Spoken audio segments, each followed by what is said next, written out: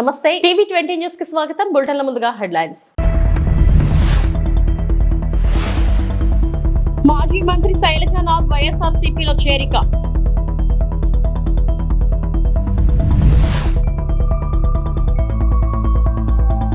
కోట్లు మీ ప్యాలెస్ కంచె కోసం ఖర్చు చేశారా? మంత్రి సంధ్యారాణి.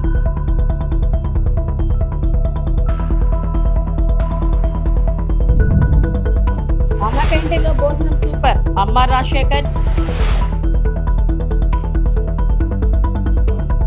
వైఎస్ఆర్సీపీ అధ్యక్షులు మాజీ ముఖ్యమంత్రి వైఎస్ జగన్మోహన్ రెడ్డి సమక్షంలో పిసిసి మాజీ అధ్యక్షుడు మాజీ మంత్రి సాకే శైలజానాథ్ వైఎస్ఆర్సీపీలో చేరారు. తాడేపల్లిలోని క్యాంప్ కార్యాలయంలో ఆయనకు కండువా కప్పి వైఎస్ జగన్మోహన్ రెడ్డి పార్టీలోకి ఆహ్వానించారు. శైలజానాథ్ తో పాటు ఏఐసిసి మెంబర్ అనంతపురం డిసిసి మాజీ అధ్యక్షుడు ప్రతాప్ రెడ్డి వైఎస్ఆర్సీపీలో చేరారు. కార్యక్రమంలో ఎంపీ పెద్దిరెడ్డి మిథున్ రెడ్డి, వైఎస్ఆర్సీపీ సీనియర్ నాయకులు అనంత వెంకటరామరెడ్డి, వేంపల్లి సతీష్ రెడ్డి, కేతిరెడ్డి, పెద్దిరెడ్డి తదితరులు పాల్గొన్నారు.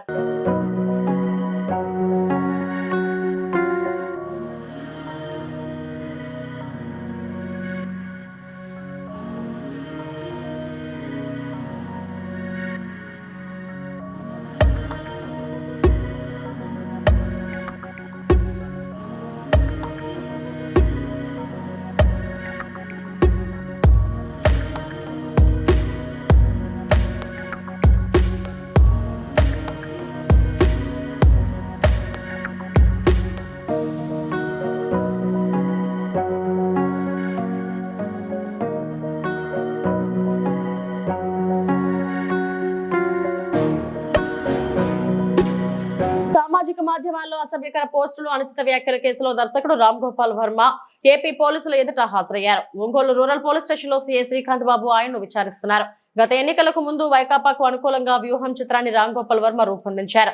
ప్రచార సమయంలో అప్పటి ప్రతిపక్ష నేత, ప్రస్తుత సీఎం చంద్రబాబు నాయుడు, జనసేన అధ్యక్షుడు, ప్రస్తుత డిప్యూటీ సీఎం పవన్ కళ్యాణ్, మంత్రి నారా లోకేష్ వ్యక్తిత్వాలను కించపరిచేలా ఎక్స్ లో పోస్టులు పెట్టారు.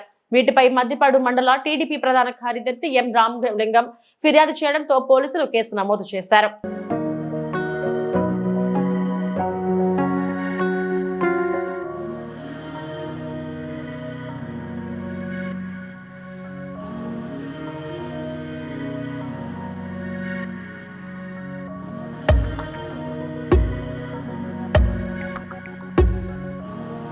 పెద్దవాళ్ళంటే వైకాపా అధ్యక్షుడు జగన్ కు ఏమాత్రం గౌరవం లేదని మంత్రి గుమ్మిడి సంధ్యారాణి విమర్శించారు. మంగళగిరిలోని టీడీపీ కార్యాలయంలో నిర్వహించిన మీడియా సమావేశంలో ఆమె మాట్లాడారు. జగన్ ఏం మాట్లాడుతున్నారో ఆయనకైనా అర్థమవుతుందా? ఆయనకు మతి భ్రమించినట్లుగా ఉంది. 20,000 కోట్లు అప్పు చేసిన పెద్ద మనిషి ఆ డబ్బులతో ఏం చేశారో చెప్పాలి. ఏప్రిల్ మేలో 20,000 కోట్లు అప్పు చేశారు. వెంటనే ఎన్నికలు వచ్చాయి. ఆ డబ్బుతో ఏం చేశారో చెప్పాలి. తాడేపల్లి ప్యాలెస్ చుట్టూ కంచె వేసుకునేందుకు ఖర్చు పెట్టారా? వైకాపా నేతలు నిధులన్నీ దారి మళ్లించి వాడేసుకున్న తిమ్మింగ్లాలో ఆఖరికి సర్పంచుల నిధులు కూడా దారి మళ్లించిన ఘనత జగంది అని సంధ్యారాణి మండిపడ్డారు. చెప్పింది కాబట్టి ఆయనకి పెద్దలంటే భయం భక్తి ఉంటుందని కానీ మనం ఎప్పుడైతే అనుకోవడానికి లేదు. కాబట్టి ఎందుకంటే ఇవన్నీ చూస్తూ ఉంటే మనిషికి మతి పనిచేయట్లేదని క్లియర్గా అర్థమవుతుంది మనకి. ఎందుకనంటే ఏప్రిల్ మేలలో 20,000 కోట్ల రూపాయలని అప్పు చేసినటువంటి ఈ పెద్ద మనిషి అప్పు చేసిన వెంటనే ఎలక్షన్ వచ్చేసింది. ఆ డబ్బులు ఏం చేశారయ్యా మీరు? ఎవరికి పంచారు? తాడేపల్లి కొంపలో వేశారా? తాడేపల్లి కొంప కట్టారా? మీరు యాక్చువల్గా చెప్పాలంటే ఆంధ్రప్రదేశ్లో ఉన్నటువంటి డబ్బంతా గత 5 సంవత్సరాల్లో దాదాపు 20 సంవత్సరాలని ఆంధ్రప్రదేశ్ నెట్టేసి మీరు చేస్తున్న పని ఏంటి? తాడేపల్లి ప్యాలెస్ కట్టుకోవడం, ప్యాలెస్ చుట్టూ కంచేసుకున్నట్టు పెద్ద పెద్ద గోడలు కట్టుకోవడం, ఎగ్ పఫ్ఫులు తినేయటం, కోట్లాది రూపాయలు ఖర్చు పెట్టి మీరు ఏసీలు వేసుకోవడం, కోట్లాది రూపాయలు ఖర్చు పెట్టి మీ ఇంటికి రోడ్డు వేసుకోవడం. ఇది తప్ప ఏం పని చేశారు చెప్పండి? పోలవరం నిధులు మింగేశారు, అమరావతి నిధులు మింగేశారు, అలాగే డోక్రా మహిళ నిధులు మింగేశారు. చివరికి చిన్న చిన్న గ్రామ పంచాయతీ, గ్రామ సచివాలయాల నిధులు కూడా మింగేశారు. సర్పంచుల అకౌంట్లో పడాల్సిన డబ్బులు కూడా మీ అకౌంట్లో వేసుకొని మింగేసినటువంటి పెద్ద తిమింగలాలు మీరేమో మంచి గురించి, అభివృద్ధి గురించి, మా చంద్రబాబు నాయుడు గురించి మాట్లాడే అర్హత ఏమీ మీకు లేదనడానికి నేను కాదు, రాష్ట్రంలో ఏ చిన్న అబ్బాయినైనా అడిగినా చెప్తారు. ఎందుకంటే ఈయనకు మతి పోయింది అని. నిన్న మాట్లాడతాడు ఆయన. ఒక విలేకరు ఎవరో పాపం అడిగారు, సార్ మీరు మళ్ళీ అసెంబ్లీకి వెళ్తారా అని. నేను అసెంబ్లీకి రావాలా వద్దో మీరు వెళ్ళి స్పీకర్ గారిని అడగండి. ఆ రెండు మాటలకు ఏమైనా సంబంధం ఉందా అండి? నిజం చెప్పండి. ఇప్పుడు మీకు అర్థం అట్లా ఆయన పిచ్చోడని. పాప విలేకరు ఏదో అడిగారు, మీరు అసెంబ్లీకి వెళ్తారా లేదా? వెళ్తాను అంటే ఎస్, వెళ్ళంటే నో అని చెప్పాలి. వెళ్ళి స్పీకర్ గారిని అడగంటే అర్థం ఏంటి? స్పీకర్ గారిని ఎందుకు అడగాలి? అంటే పాపం ఎంత మతిపోయిందో చూడండి. అంటే 6 నెలలు అధికారంలో లేకపోతే సైకో జగన్మోహన్ రెడ్డి చిప్పు మొత్తం పోయింది. అంటే ఎంత పాపం ఒంట్లో బాగోలేని మనిషి. విశాఖ నగరంలోని అన్నా క్యాంటీన్ లో ఆసక్తికరమైన ఘటన చోటు చేసుకుంది. డాన్స్ మాస్టర్ దర్శకుడు అమ్మ రాజశేఖర్, జబర్దస్త్ నటుడు ముక్కు అవినాష్, తలా చిత్రం ద్వారా హీరోగా పరిచయం కానున్న రాగిణి రాజ్ చిత్ర బృందం సభ్యులు అన్నా క్యాంటీన్ లో భోజనం చేశారు. అందరికి నమస్కారం. నా పేరు అవినాష్, అవినాష్. నా పేరు అమ్మ రాజశేఖర్. మేము ఇక్కడ అన్నా క్యాంటీన్లో లంచ్ చేద్దాం వచ్చినాం. దీంతో పాటు మా సినిమా రిలీజ్ అవుతుంది. సినిమా పేరు తల. అమ్మ రాజశేఖర్ వాళ్ళ అబ్బాయి యాక్ట్ చేశాడు మూవీ హీరోగా. నేను కంప్లీట్ చేస్తా. ఈ నెల 14వ తారీఖు థియేటర్ రిలీజ్ అవుతుంది. కళ అనే సినిమా తప్పకుండా అందరూ చూడాలండి. ఓకేనా? Thank you. ఫుడ్ ఎలా ఉంది? నేను ఇప్పుడు చాలా బాగుంది. Thank you. చాలా బాగుందండి.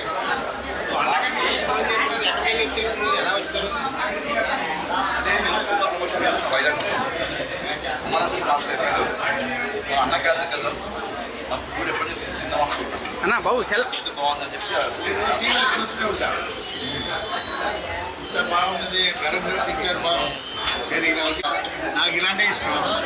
ఆ మూవీ అలా ఉంటుంది, అందుకే ఇక్కడ వచ్చాం. ఇక్కడ తింటే చాలా బాగుంది. Next one garam super. ఇలాంటి అందరికీ ఇలాంటి మంచి ఫుడ్ ఇచ్చిన థ్యాంక్స్.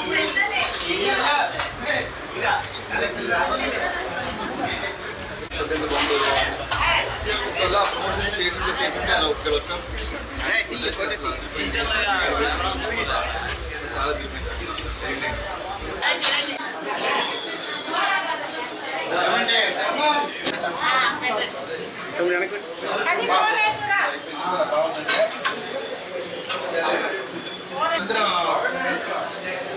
వీళ్ళందరూ మాట్లాడుతున్నప్పుడు నేను ఎప్పుడు వైజాగ్ అయినా ఎక్కడైనా అందులో అయినా తిన్నాలని ఆశ ఉంది. అది ఈరోజు సంతోషమైంది. మీరు ఎంత సంతోషంగా ఫుడ్ ఇస్తున్నారంటే అందరూ మదర్ అమ్మ ఇస్తున్నారు. ఫుడ్ ఎలా మనైతే తక్కువలో ఇస్తున్నారు. గ్రేట్ అండి. ఇది లక్కీస్ట్. మీ అన్ని దేంట్లో క్లారిటీ రైస్ గరం నాకు తెలిసి హోటల్ కూడా ఇలా ఇంత టేస్ట్ ఉండదు. చాలా బాగుంది. అలా అన్న నిలబడి నవ్వుతున్నాయి. ఎలా ఉన్నా పర్లేదు. అదే కదా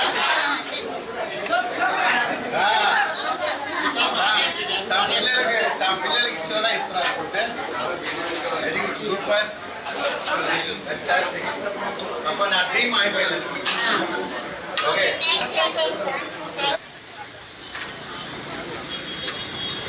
డాబా గార్డెన్స్ విజేఎఫ్ ప్రెస్ క్లబ్ లో ఎస్సీ వర్గీకరణకు వ్యతిరేకంగా మాల మహానాడు ఆధ్వర్యంలో మీడియా సమావేశం. భాగం గోపాలరావు, వ్యవస్థాపక కార్యదర్శి మాల మహానాడు సంస్థ ఎస్సీ వర్గీకరణకు వ్యతిరేకంగా వివిధ కార్యక్రమాలు నిర్వహిస్తుంది. ఈ క్రమంలో డాబా గార్డెన్స్ లోని విజేఎఫ్ ప్రెస్ క్లబ్ లో జరిగిన మీడియా సమావేశంలో మాల మహానాడు వ్యవస్థాపక కార్యదర్శి భాగం గోపాలరావు పాల్గొన్నారు. మాల మహానాడు గతంలో కూడా ఎస్సీ వర్గీకరణను వ్యతిరేకిస్తూ వివిధ కార్యక్రమాలు నిర్వహించింది. ఉదాహరణకు 2024 డిసెంబర్లో విశాఖపట్నంలో మాలల సింహగర్జన పేరుతో బహిరంగ సభను నిర్వహించారు. 2004 వరకు ఏబిసిలుగా ఒక మాదిగా సమాజంలో విద్యా ఉపాధి రంగాల్లో బాగా అభివృద్ధి చెందారు. 2004లో కొంతమంది మాలమోహన నాయకులు కోర్టుకు వెళ్ళటం, సుప్రీంకోర్టుకు వెళ్ళటం వల్ల అప్పటి ప్రధాన న్యాయమూర్తి చంద్రచూడ్ గారు మాదిగల మధ్యన ఎటువంటి కుల డిస్క్రిమినేషన్ లేదు, వివక్షత లేదు, మాదిగలు సోషల్ స్టేటస్ ఒకటే, ఇద్దరు అన్టచబిలిటీసే, వీరిని విడదీయవలసిన అవసరం లేదని ఆయన ఆలోచించుకుంటూ వచ్చారు. అప్పటి నుండి మాదిగలు ఇలా ఏదో ఉద్యమాలు చేయడం అలా జరుగుతూనే ఉంది. అయినప్పటికీ ఆగస్టు 1, 2024లో మొన్నటి సుప్రీంకోర్టు ప్రధాన న్యాయమూర్తి వైవి చంద్రచూడ్ గారు సుప్రీంకోర్టుకి కోర్టులకి సంబంధం లేదు, రాష్ట్రాలు వర్గీకరణ చేసుకోవచ్చని వెసులుబట్టించారు. తెలంగాణ రాష్ట్రానికి, అలాగే అన్ని రాష్ట్రాలకి. ఆ వెసులుబాటు మీద ఇప్పుడు ఈ రాష్ట్ర ముఖ్యమంత్రి చంద్రబాబు నాయుడు గారిని నాకు రేవంత్ రెడ్డి గారిని they are very interested to ఇద్దరిని విడదీయడం చాలా ఇంట్రెస్ట్గా ఉన్నారు. మనం ఏం చెప్తున్నామంటే 2004లో అప్పుడు చంద్రచూడ్ గారు వర్గీకరణ చల్లనేరని చెప్పారు కదా. మరి చల్లనేరని చెప్పేటోడు 2024లో వీళ్ళేం చెప్తున్నారు, రాష్ట్రాలు వర్గీకరణ చేసుకోవచ్చు. మరి ఇటువంటి వెసులుబాటు ఉంటే అప్పుడు ఎందుకు లేదు? కాబట్టి సుప్రీంకోర్టు యొక్క జడ్జిమెంట్లే భిన్నంగా ఉన్నాయన్నమాట. అంటే వాళ్ళకే విభిన్న ధ్రువాలుగా ఉంటున్నారు సుప్రీంకోర్టు జడ్జిలు. మొన్న ఈ మధ్యన గవాయి మరొక జడ్జి గారు ఏమైనా జడ్జిమెంట్ ఇచ్చారంటే, దళితుల్ని దాడి చేసేటప్పుడు 4-5 ఉండాలట. ఎవరైనా దళితుల మీద కులదోషం చేసేటప్పుడు కానీ, వాళ్ళ మీద దాడి చేసేటప్పుడు కానీ, ఎవరైనా జనాలు తీసుకుని వెళ్ళి ఇదిగో ఈ సాక్షులు ఉన్నారు అని చెప్పుకొని ఏమైనా వాళ్ళు దాడి చేస్తారా? దాడి చేయించుకున్నటువంటి దళితులు ఇదిగో మా మీద దాడి చేస్తాడు, ఇదిగో నేను 4 తీసుకెళ్ళాను కాబట్టి SC ST అట్రాసిటీ కట్టండి అని చెప్తారా? అంటే మీరు ఎవరైతే ప్రధాన న్యాయమూర్తులు ఉంటారో వాళ్ళు చాలా మేధావులని ఈ సమాజం, భారత సమాజం, సుప్రీంకోర్టు న్యాయ జడ్జిలు కానీ, హైకోర్టు జడ్జిలు కానీ మేధావులుగా గుర్తిస్తారు. కానీ మీరు అనుకుంటారు మేము ఏది ఇచ్చినా పర్వాలేదని. కానీ ప్రజలు గమనిస్తారు, ప్రజలు ఆలోచిస్తారు. తప్పు అయితే మీకు చెప్పలేకపోయినా విమర్శిస్తారు. కాబట్టి జడ్జిమెంట్ ఇచ్చేటప్పుడు కొంచెం దృష్టిలో పెట్టుకొని ఇది న్యాయమా అన్యాయమా ఆలోచన చేయండి. మీరు ఇచ్చిన జడ్జిమెంట్ ఎలా ఉన్నాయంటే ప్రతి జడ్జిమెంట్ వెనక అతలా కుట్ర కనిపిస్తుంది. ప్రతి జడ్జిమెంట్ వెనక అతలా ఎస్సీలు అన్యాయం అయిపోయే పరిస్థితులు కనిపిస్తున్నాయి. మరి మీరు ఆ రోజు మీరు ఇచ్చిన జడ్జిమెంటే వీళ్ళేమో వెసులుబాటు చేసుకోవచ్చు, రాష్ట్రం చేసుకుంటే మరి కేంద్రం ఎందుకు, ఈ చట్టాలు ఎందుకు, భారత రాజ్యాంగం ఎందుకు, పార్లమెంట్ ఎందుకు? మేమేం చెప్తున్నామంటే మీరు ఒకవేళ వర్గీకరణ చేయవలసిన అవసరం అయితే నిజంగా మాదిగలు. అన్నమయ్య జిల్లా రాజంపేట డివిజన్ డి రాజశేఖర రెడ్డి కేంద్ర రాష్ట్ర ప్రభుత్వాలు ఎంతో ప్రతిష్టాత్మకంగా చేపట్టిన కాలుష్య నివారణలో భాగంగా సూర్యగారి పథకాన్ని, దాని యొక్క ముఖ్య లక్ష్యాన్ని ప్రజలకు అవేర్నెస్ కల్పించడంలో రాజంపేట డి రాజశేఖర రెడ్డి విద్యుత్ శాఖ సిబ్బందితో కలిసి రైల్వే కోడూరు ఏడి చిట్వే ఏఈ వారి సిబ్బందితో చిట్వేలు పట్టణం పంచాయతీ కార్యాలయం నందు ఉప సర్పంచ్ చోడవరం ఉమామహేశ్వర్ రెడ్డి ఆధ్వర్యంలో రైతులకు, ప్రజలకు సోలార్ పలకలపై అవగాహన కార్యక్రమం చేపట్టారు. ఈ కార్యక్రమం ముఖ్య ఉద్దేశం 1 నుండి 5 కిలోవాట్లు కేంద్ర ప్రభుత్వం సబ్సిడీతో బ్యాంక్ లోన్తో EMI పద్ధతుల్లో కట్టుకునే సదుపాయం. ఈ పథకం ద్వారా 1 నెలలోగానే 78,000 రూపాయల సబ్సిడీ ఖాతాదారుని అకౌంట్లో జమ అవుతుంది. మిగతా అమౌంట్ EMI పద్ధతిలో బ్యాంక్ లోన్ ఇస్తారు. అంతేకాక ST వాళ్లకు 200 యూనిట్లు లోపల కాల్చే వరకు ఉచితంగా ఈ సోలార్ పలకలు ఇంటిపై బిగిస్తారు. సోలార్ ప్యానెల్ ద్వారా మనం ఉత్పత్తి చేసిన కరెంటును విద్యుత్ శాఖ అధికారులు గవర్నమెంట్ కొనుగోలు చేస్తుంది. మీకు కావలసిన కాడికి వాడుకోవచ్చు. మిగిలిన కరెంట్ 4 వాళ్ళు తీసుకొని మీకు అమౌంట్ ఇస్తారు. ఈ సదవకాశాన్ని ప్రతి ఒక్కరూ వినియోగించుకోవాలని ఈ స్కీము ఇండియా మొత్తం 1 కోటి ఇండ్లకు మొదటిసారిగా సబ్సిడీ ద్వారా కేంద్ర ప్రభుత్వం, రాష్ట్ర ప్రభుత్వం సహకారంతో సంయుక్తంగా ఈ పథకం జరుగుతుంది. కల్పించడం జరిగింది. ఒక స్కీమ్ ఇస్తాం. ఏదంటే దీనికి సోలార్ రూఫ్ టాప్ ఇక్కడ మన ఇంటి పైన సోలార్ పలకలు పెట్టుకొని దాని నుండి మనం విద్యుత్ తీసుకుంటే మనం ఖర్చు వాడుకోకపోగా మిగిలిన దానికి డబ్బు మనకే వస్తుంది అనేది దీంట్లోని ముఖ్య ఉద్దేశం. దీనికోసం ప్రమోట్ చేయడం కోసం మనం సెంట్రల్ గవర్నమెంట్ 3 కిలోవాట్స్ వరకు సబ్సిడీ ఇస్తుంది. ఏదైతే మనం అయితే ఈ సోలార్ పలకలు పెట్టుకుంటామో దానికి అయ్యే ఖర్చులు ఫస్ట్ 1 కిలోవాట్ పెట్టుకుంటే 1 కిలోవాట్ నాకు కావాలనుకుంటే 30,000 ఇస్తుంది సబ్సిడీ. 2 కిలోవాట్లు కావాలనుకుంటే 60,000 ఇస్తుంది, అంటే 30 + 30. 3 కిలోవాట్స్ కావాలంటే ఇంకొక 18,000 వేసి 78,000 అని సెంట్రల్ గవర్నమెంట్ స్కీమ్ ఇదనమాట. మొత్తం దేశమంతటా ఈ స్కీమ్ ఇప్పుడు నడుస్తూ ఉంది. ఈ స్కీము మీకు ఉపయోగించుకోగా ఉంటే ఈ విధంగా మనకు రాయితీలు ఇస్తుంది.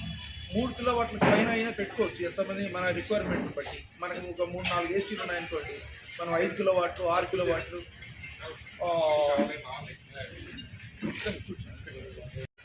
ముఫ్త్ యోజన అని దీని యాక్చువల్గా స్కీమ్ మీరు గూగుల్లో కొడితే కూడా వస్తుంది అది. ఈ స్కీమ్ యొక్క దాని ఫీచర్స్ ఏంటివి, ఎందుకు పెట్టారు, ఏమనేది మీరు ప్రతి ఒక్కరు. రాష్ట్రంలో ప్రధాన పార్టీల పాలకులు వారి స్వార్థ ప్రయోజనాల కోసం ఏపీని ఢిల్లీలో తాకట్టు పెట్టారని, కేంద్రం నుంచి రాష్ట్రానికి రావాల్సిన భారీ బడ్జెట్ ను విస్మరించారని ప్రత్యేక హోదా విభజన హామీల సాధన సమితి అధ్యక్ష ప్రధాన కార్యదర్శులు జేడీ లక్ష్మీనారాయణ, చలసాని శ్రీనివాసులు విమర్శించారు. తిరుపతి ప్రెస్ క్లబ్ లో మీడియా ముందు వారు మాట్లాడారు. మోసపూరిత ప్రకటనలు చేస్తున్న ప్రజాప్రతినిధులు ఒకసారి ఆత్మవిమర్శ చేసుకోవాలన్నారు. ఈ విలేకరుల సమావేశంలో కమ్యూనిస్టులు మురళి, విశ్వనాథ్, సుబ్రహ్మణ్యంలో పాల్గొన్నారు. ఆంధ్రప్రదేశ్ ప్రత్యేక హోదా, ఏపీ రీఆర్గనైజేషన్ యాక్ట్ వీటి గురించి అనేక మీటింగులు మనం పెట్టుకోవడం జరిగింది. ముఖ్యంగా ఆంధ్రప్రదేశ్ రాష్ట్రానికి విభజన తర్వాత ప్రత్యేక హోదా ఇస్తామన్నది పార్లమెంట్లో జరిగిన చర్చల్లో చర్చాంశంగా ఉండిపోయింది. కానీ చట్టం జరిగిన తర్వాత అందులో ఎటువంటి ప్రత్యేక హోదా గురించి ఏ విధమైన ఆ చట్టంలో పొందుపరచలేదు. ఆ తర్వాత కూడా అనేక ప్రభుత్వాలు ప్రత్యేక హోదా గురించి అనేక సందర్భాల్లో మాట్లాడారు. కానీ నో కాన్ఫిడెన్స్ మోషన్ కూడా తీసుకొచ్చారు, అవిశ్వాస ప్రస్థానం కూడా తీసుకొచ్చారు. ఆ తర్వాత ప్రత్యేక హోదా అన్నది ఒక చర్చనీయాంశంగానే మిగిలిపోయింది. కానీ పార్లమెంట్లో అనేక మంది ఎంపీలు వీరందరూ కూడా ఆంధ్రప్రదేశ్ ప్రత్యేక హోదా గురించి మాట్లాడినప్పుడు అప్పుడు కేంద్ర ప్రభుత్వం యొక్క సమాధానం ఏంటంటే, 14వ ఫైనాన్స్ కమిషన్ వచ్చిన తర్వాత మేము ట్యాక్స్ డెవల్యూషన్ అన్నది 42% పెంచడం జరిగింది. కాబట్టి ఏ రాష్ట్రాలకి ప్రత్యేక హోదా ఉండదు అన్నది వారు తీసుకున్న ఒక విధానం. కానీ అది మీరు తీసుకుంటూ వెళుతుంటే నార్త్ ఈస్టర్న్ స్టేట్స్ ఏవైతే ఉన్నారో, ఈశాన్య రాష్ట్రాలు, వాటికి ఆ హోదా కొనసాగుతూనే ఉంది. ఆ తర్వాత మీరు చూసుకుంటే 15th finance commission chairman NK Singh గారు రాసిన ఒక పుస్తకంలో కూడా ఆయన మెన్షన్ చేశారు, పోర్ట్రేట్స్ ఆఫ్ పవర్ అని. ఎక్కడా కూడా 14వ ఆర్థిక సంఘం ఏ రాష్ట్రానికి ప్రత్యేక హోదా ఇవ్వకూడదు అని ఎక్కడా కూడా వారు మెన్షన్ చేయలేదు. కేంద్ర ప్రభుత్వం అనుకుంటే ఏదైనా రాష్ట్రానికి ప్రత్యేక హోదా ఇవ్వచ్చు అన్నది వారు చెప్పడం జరిగింది. ఆ తర్వాత కూడా ఈ ప్రత్యేక హోదా అన్నది అలాగే మిగిలిపోయింది. ప్రత్యేక హోదా సాధన సమితి ఆధ్వర్యంలో ఈవెన్ ఢిల్లీలో కూడా ఏపీ భవన్లో కావచ్చు, లేకుంటే జంతర్ మంతర్లో కావచ్చు, దీని గురించి నిరసన ప్రదర్శనలు కూడా చేయడం జరిగింది. అయినా కూడా ప్రత్యేక హోదా అలాగే ఉండిపోయింది. ఆ తర్వాత మిగతా హామీలు ఏవైతే ఉన్నాయో చట్టంలో, వాటిని కూడా ఎక్కడా కూడా నెరవేర్చలేదు. ముఖ్యంగా బుందేల్ఖండ్ ప్యాటర్న్లో మన ఉత్తర ఆంధ్ర జిల్లాలు కానీ, రాయలసీమ జిల్లాల్లో కానీ ప్రతి సంవత్సరం వారికి కేటాయించాల్సిన నిధులు కావచ్చు, మిగతా అనేక విషయాలు విభజన చట్టంలో పేర్కొన్న అనేక అంశాలు అలాగే ఉండిపోయాయి. ఆ తర్వాత మొన్న బడ్జెట్ చూసుకుంటే అందులో కూడా పోలవరం కూడా మన విభజన చట్టం ప్రకారం కేంద్ర ప్రభుత్వం ప్రాజెక్ట్ ఇది. అంటే కేంద్ర ప్రభుత్వం మొత్తం పోలవరాన్ని ఒక నేషనల్ ప్రాజెక్టుగా అందులో ప్రకటించడం జరిగింది. అంటే పోలవరం కట్టాల్సిన బాధ్యత కేంద్ర ప్రభుత్వం మీద ఉంది. ఓ ప్రాణాన్ని అంకుర ఆసుపత్రి డాక్టర్ల బృందం రక్షించారు.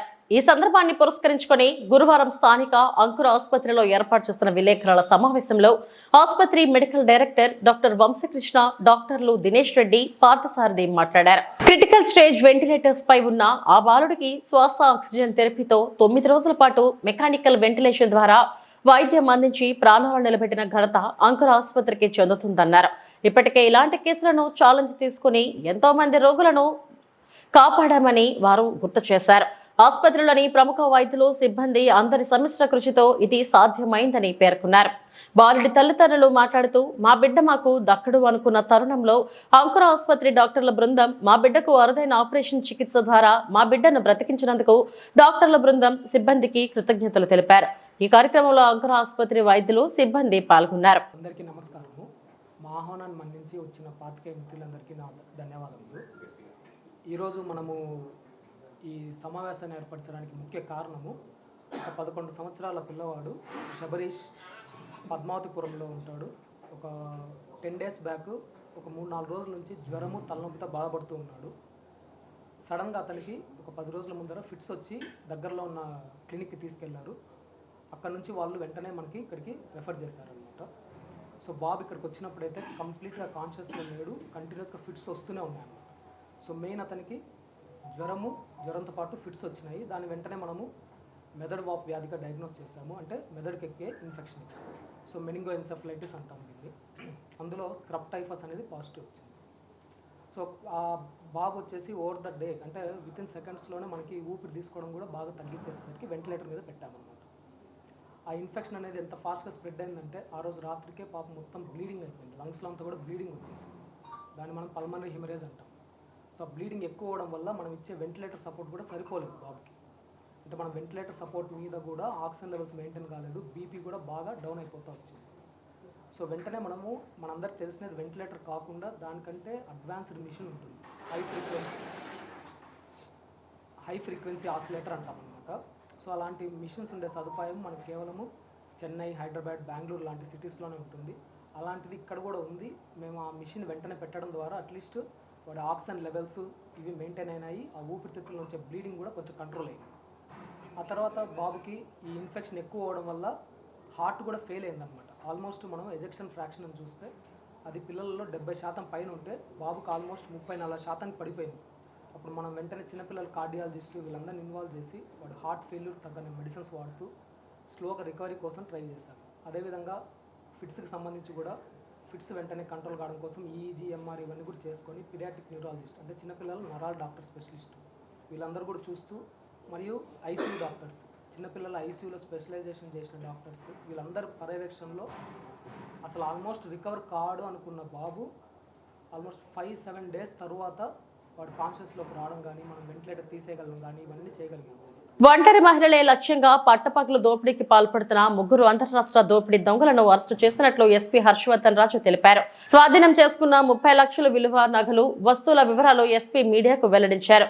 గత సంవత్సరం డిసెంబర్ 20 తేదీన ఉదయం 11 గంటలకు స్థానిక కేశవ నాయిని గుంటలోని పోలిన దవనమ్మ ఇంటికి 3 వ్యక్తులు వచ్చి తాము నగరపాలక సంస్థ నుంచి వచ్చామని, ఇంట్లో వాటర్ కనెక్షన్లు, డ్రైనేజ్ పైపులు కొలతలు వేయాలని నమ్మించి హడావిడి చేసి ప్రణాళిక ప్రకారం ఒకరు ఇంట్లోకి వెళ్లి బీరువా అలమరలోని బంగారు నగలు, డబ్బులు కాజేశాక అక్కడి నుంచి పారిపోయారు. తర్వాత చోరీ జరిగిన విషయం గుర్తించిన ధనమ్మ పోలీసులను ఆశ్రయించడంతో కేసు నమోదు చేశారు. అదనపు ఎస్పీ నాగభూషణ్ రావు పర్యవేక్షణలో డీఎస్పీ శ్యామ్ సుందర్, సిఐలు ప్రకాష్ కుమార్, చిన్నపెద్దయ్య, శివకుమార్ రెడ్డి, ఎస్ఐ ప్రదీప్ కుమార్ రెడ్డి సిబ్బంది ప్రత్యేక దర్యాప్తును ప్రారంభించారు. ఇంట్లో వాళ్ళు మున్సిపల్ వర్కర్స్గా వర్క్ చేయడానికి వచ్చామని చెప్పి ఎవరైతే ఒంటరిగా ఉన్నటువంటి ఆడవాళ్ళు ఉన్నటువంటి ఇళ్ళకి వెళ్ళి వాళ్ళని ఏమార్చి మున్సిపల్ ఎంప్లాయీస్గా పని కోసం వచ్చామని చెప్పి వాళ్ళు కొంచెం డైవర్ట్ చేసి వాళ్ళని పక్కకి డైవర్ట్ చేసిన టైంలో లోపలికి వెళ్ళి వాళ్ళ అల్మరాసులో ఉన్నటువంటి గోల్డ్ ఇవన్నీ కూడా థెఫ్ట్ చేసేటటువంటి గ్యాంగ్ని ఈరోజు మనం అరెస్ట్ చేయడం జరిగింది. టోటల్గా మనం ఒక 3 వ్యక్తుల్ని పట్టుకోవడం జరిగింది. కృష్ణ, శరత్ అండ్ ఇంకొక వచ్చి వేణుగోపాల్ అని. ఈ 3 కూడా మనకు షిమోగా డిస్ట్రిక్ట్, కర్ణాటక సంబంధించిన. సో మన జిల్లాలో క్రైమ్ నెంబర్ 62/24 అని చెప్పి సిసిఎస్ పోలీస్ స్టేషన్ ఒక క్రైమ్ ఉంది. సో అప్పుడు మనకు క్రైమ్ జరిగినప్పటి నుంచి కూడా దీని గురించి మన సిసిఎస్ పోలీసులు ఎఫర్ట్స్ చేస్తున్నారు. అయితే లక్కీగా దాని గురించి కంటిన్యూస్గా మనం ఎఫర్ట్స్ చేయడం వల్ల మార్నింగ్ వాళ్ళ గురించి మనకు తెలియటం, వాళ్ళు మనకు ఈ తిరుపతి చెల్లపల్లి బైపాస్ రోడ్లో ఈరోజు మార్నింగ్ వాళ్ళు అరెస్ట్ చేసిన తర్వాత వాళ్ళు ఫర్దర్గా ఇంట్రాగేట్ చేసిన దాన్ని బట్టి మనకు టోటల్గా ఇప్పుడు దాకా 6 కేసెస్ అంటే టోటల్గా 10 అఫెన్సెస్ చేశారు. దాంట్లో 6 కేసెస్ సంబంధించి మనకు రికవరీతో పాటు మనం ఇప్పుడు వాళ్ళ ముగ్గురిని కూడా రిమాండ్ చేయడం జరుగుతూ ఉంది. మిగతా 4 కేసులకు సంబంధించి ఇంకా రికవరీ పార్ట్ కొంత కావాల్సి ఉంది. సో దానికి సంబంధించి ఫర్దర్గా వాళ్ళని కస్టడీలో తీసుకొని దానికి సంబంధించి కూడా మనం ఎఫర్ట్ చేయడం జరుగుతుంది. సో ఈ విధంగా ఇలా దాదాపు 10 కేసులు. దీంట్లో మన రికవరీ కూడా చూసినట్లయితే దాదాపు 22 లక్షల వరకు ఉన్నటువంటి 250 గ్రాముల గోల్డ్, ఒక కారు, 2 మోటార్ సైకిల్స్ కూడా మనం ఇచ్చి రికవర్ చేయడం జరిగింది. దాదాపు అంతా కలిపి కూడా మనకు దాదాపు ఒక 20-30 లక్షల దాకా వస్తుంది. టోటల్ 30 lakhs వర్త్ ప్రాపర్టీ మనం రికవర్ చేసాం. సో దీంట్లో చూసినట్లయితే మొత్తం 6 కేసెస్లో కూడా 4 కేసుల్లో మనం 100% రికవరీ అయింది. 2 కేసుల్లో 60%, 65%, 70% అట్లా రికవరీ అయింది. సో కాబట్టి ఈ డిటెక్షన్లో మొత్తం మా సిసిఎస్ అడిషనల్ ఎస్పీ గారి నేతృత్వంలో, అట్లా మా డిఎస్పీ నాగభూషణం, అట్లా మా డిఎస్పీ శ్యామ్ సుందర్ నేతృత్వంలో CCS inspectors plus sub inspectors team అందరూ కూడా కంటిన్యూస్ వర్క్ చేసి ఈ కేసెస్ డిటెక్ట్ చేయడం జరిగింది. కాబట్టి వాళ్ళందరికీ కూడా మనస్ఫూర్తిగా నా అభినందన తెలియజేస్తున్నాను. పాత నేరాలు ప్రశ్న వీళ్ళకి సంబంధించిన దాకా మనకు ఉన్న సమాచారం ప్రకారం వీళ్ళు పని చేస్తున్నారు. వీళ్ళు ప్రస్తుతానికి ఈ గ్యాంగ్ సంబంధించి వీళ్ళు ముగ్గురే ఉన్నారు. ఈ ముగ్గురికి సంబంధించి చూపిస్తారు. లేదు దొంగతనం ఇదే దొంగతనం కోసం వస్తారు, కానీ మున్సిపల్ వర్కర్స్ అని చెప్పి పని చేసినట్టుగా చెప్పి ఈ విధంగా వెళ్తారు. కాబట్టి మనం ఈ సందర్భంగా అందరికీ మన విజ్ఞప్తి ఏంటంటే ఇట్లా ఎవరైనా కానీ మున్సిపల్ వర్కర్స్ అని చెప్పి ఇట్లా చేస్తామని చెప్పినప్పుడు కొంచెం జాగ్రత్తగా కొంచెం ఏమంటారు అలర్ట్గా ఉండి వాళ్ళ కథలకల్ని ఇక ఇప్పటివరకు నా బులెటిన్ అప్డేట్స్. నమస్తే.